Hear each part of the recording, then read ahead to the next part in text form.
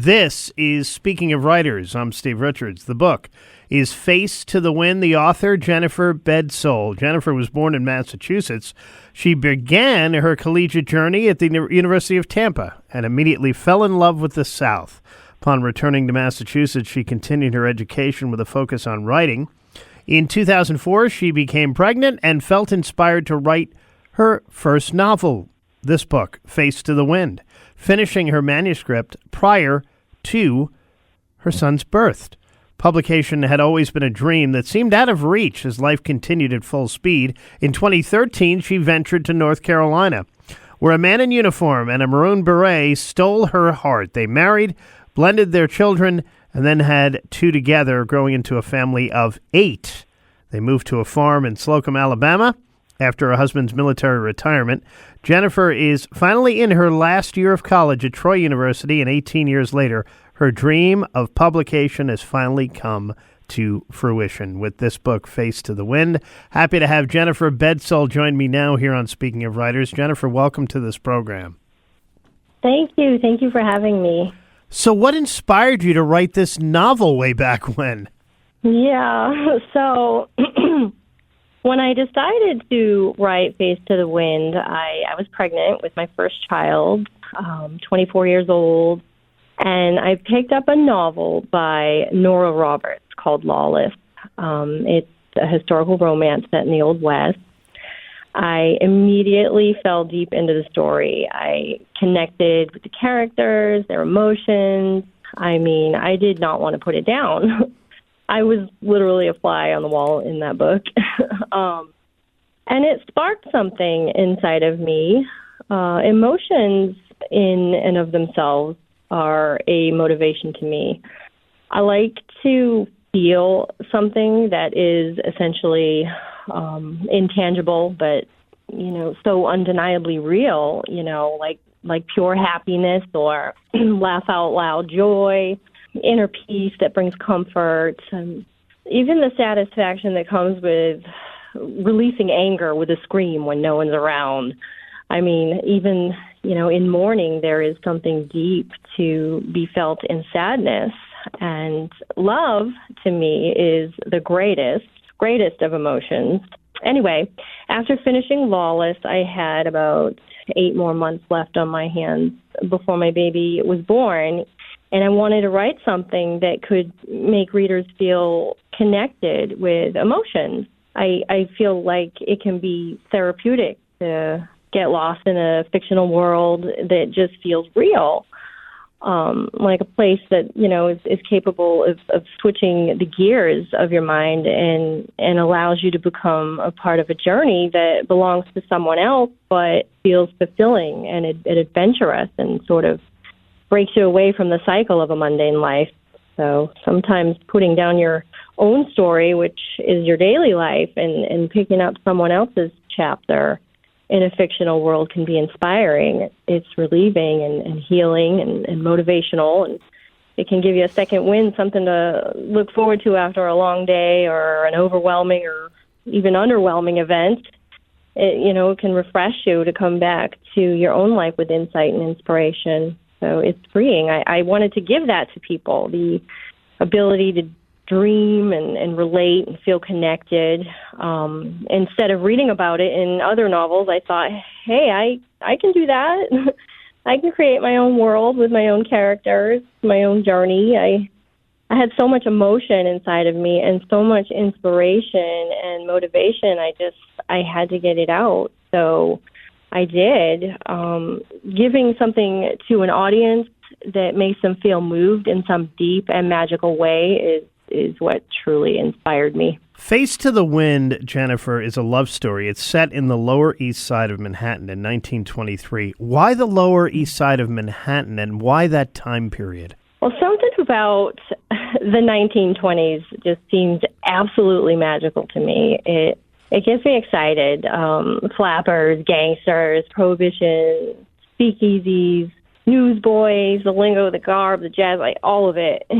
And I mean, although it was a coming of age time, it still embodied a sense of innocence in its originality and evolution from the prior eras. It was a pivotal time. Times were changing, and so were my characters, and it just seemed like an appropriate marriage of setting and characters. Something about old New York with the cobbled roads and rooftops, docks, and porticos felt like a perfect time and place for my story. And the research was so fun, so interesting, and inspiring. So I went with it. What was the research process like for you for this book? It was really fun, really interesting. I'm actually looking at this book that I got way back called The Jazz Age, the 20s, Our American Century. And it's more of like a picture book with articles about the way they dressed, the way they talked, what was happening during the times. And it just kind of helped me with my characterization, and just seeing the pictures got me to, get my descriptions on point. And I researched things like boxing, because there's some boxing and speakeasies and some gangster stuff in there, and fishing. So I had to research boats and fishing vessels, and just even the way the houses were built and what the rooms looked like and the way they dressed and spoke. So it was pretty extensive, but pretty fun. And it wasn't as easy as I would say it is nowadays because of, the internet being so much bigger. I had a lot of books on hand and some internet, but it was fun. I just kind of wrote everything down in a notebook, and then I had a laptop that I wrote other things in, and I just pieced it all together, and it just came together. Chatting with Jennifer Bedsole here on Speaking of Writers. The book is Face to the Wind. It is available at writersrepublic.com, also Amazon.com and BarnesandNoble.com. I want to talk to you about the characters a little bit. You have dual protagonists in this book. How did you create them? Well, I had them in my head. The whole story was in my head from beginning to end before I even got it down on paper. I just had to fill in, the spaces, and the characters. I would take time walking during the day, or just doing my normal chores, and I would think about these characters and how I would want them to be if I knew them.